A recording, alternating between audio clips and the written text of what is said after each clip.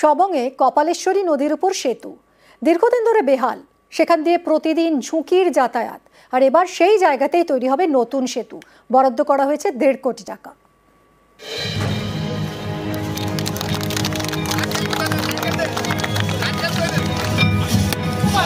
সবংয়ে তৈরি হবে নতুন সেতু, সেই কাজেরই উদ্বোধন হয়ে গেল।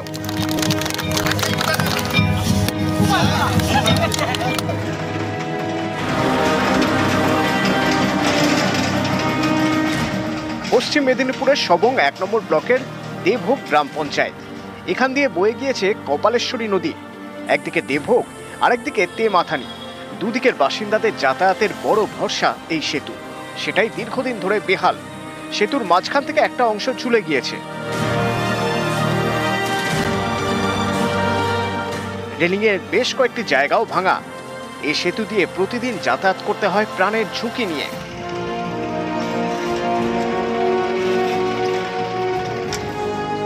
বর্ষায় বিপদ বাড়ে, ফুঁসে ওঠে কপালেশ্বরী, ডুবে যায় সেতু।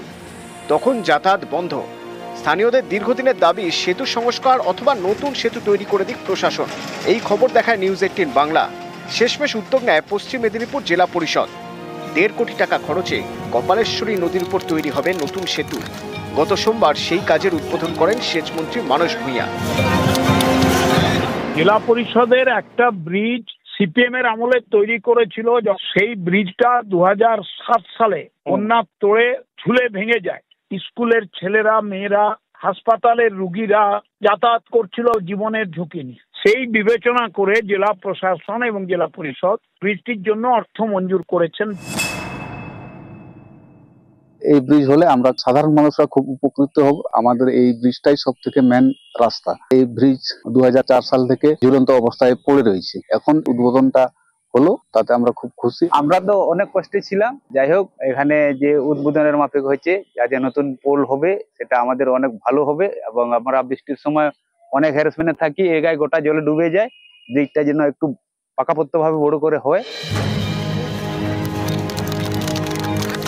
সবং থেকে দিগ্বিজয় মাহালি, নিউজ 18 বাংলা।